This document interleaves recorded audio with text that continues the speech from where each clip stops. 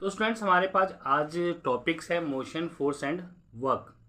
ये आपके final exams में आएगा और ये 9th क्लास का साइंस का आपका टॉपिक है। तो सबसे पहले इसमें आता है work done. Work done, what is work done? Work done क्या होता है? देखिए, when force is applied and an object displace is called work done. तो इसमें दो कंडीशंस हैं कि when force is applied, force को लगाया जाए, एंड एन ऑब्जेक्ट डिस्प्लेस्ड।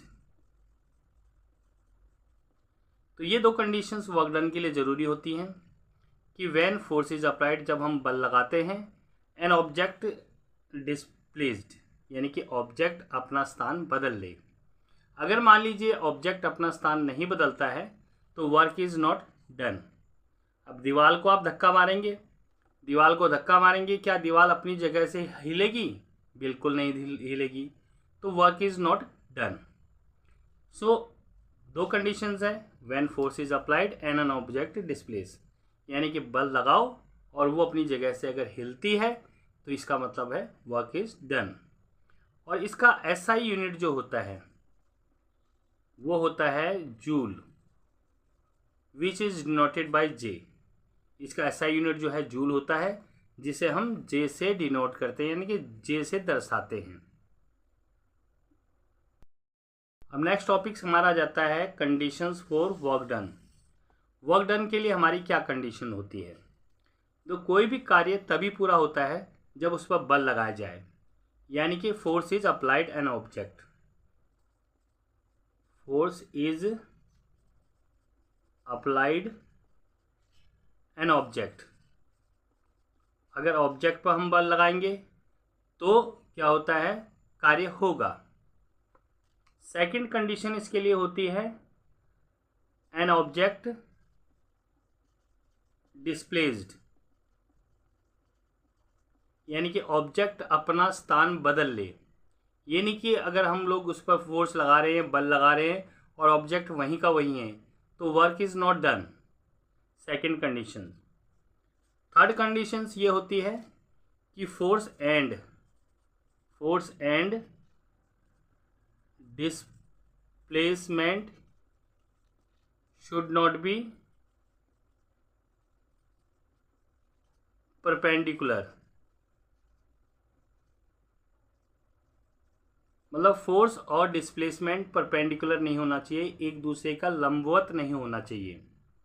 तो ये तीन कंडीशंस हैं जो वर्क डन के लिए ज़रूरी हैं। पहले तो उसमें फोर्स अप्लाई करना चाहिए, यानी कि फोर्स लगाया जाए, बल लगाया जाए। दूसरा, वस्तु डिस्प्लेसमेंट हो जाए, यानी कि एक स्थान से दूसरी स्थान पर चली जाए। तीसरा होता है force and displacement should not be perpendicular.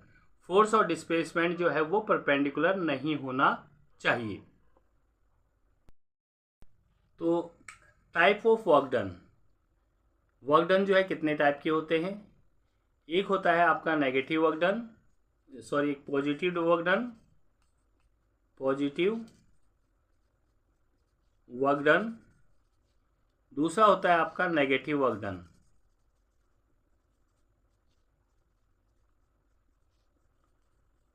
तो दोनों में क्या डिफरेंस होता है कि पॉजिटिव वर्क डन क्या होता है, नेगेटिव वर्क डन क्या होता है? तो अगर फोर्स और डिस्प्लेसमेंट दोनों एक ही दिशा में हो तो that is called positive work done. यानी कि अगर हम मान लीजिए कि अगर कोई आदमी चल रहा है और उसको पीछे से धक्का मारते हैं तो उसकी स्पीड बढ़ जाएगी। हमने धक्का उसको आगे की तरफ लगाया, उसकी गति भी आगे की तरफ हो गई, तो that is called positive work done. यानी कि when force and displacement both are in same directions,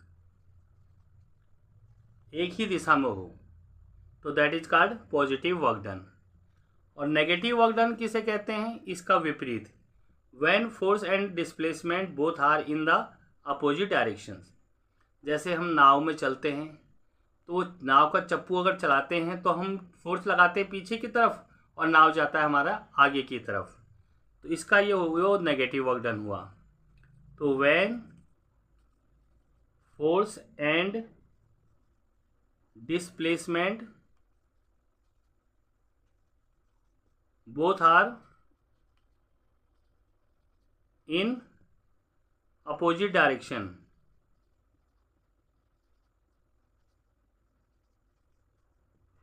तो ये दोनों ही अपोजिट डायरेक्शन जो हो, जिस डायरेक्शन में हम फोर्स लगाते हैं उसके अपोजिट डायरेक्शन में जो है वर्क हो रहा हो, तो that is called negative work done. Next हमारा आता है what is the condition for zero work done. अब वर्क डन जीरो कब होता है, किस दशा में कार्य जो है वो शून्य होता है। तो पहली बात तो ये है जब उस पर बल लगाया ही ना जाए, यानी कि force is not applied, force नहीं लगाया तो work done will be zero. अब फोर्स तो लगाया है मगर उसमें डिस्प्लेसमेंट नहीं है, in this conditions work done will be zero. Force is applied but there is no displacement। Third condition इसकी क्या होगी, when force and displacement are perpendicular, जब फोर्स और डिस्प्लेसमेंट दोनों ही परपेंडिकुलर हो एक दूसरे के, तो work done will be zero. यानी कि जब ये आएगा when force and displacement both are in perpendicular, तो इस दशा में जो है वर्क डन जो है आपका जीरो होगा। तो नेक्स्ट वीडियो में आगे की कहानी फिर स्टार्ट होगी इसकी। आज आपको ये थोड़े से कॉन्सेप्ट मैंने क्लियर करवा दिए। ओके स्टूडेंट्स, तो सेकंड पार्ट का इंतज़ार कीजिए, आपके पास जल्द ही आ जाएगा।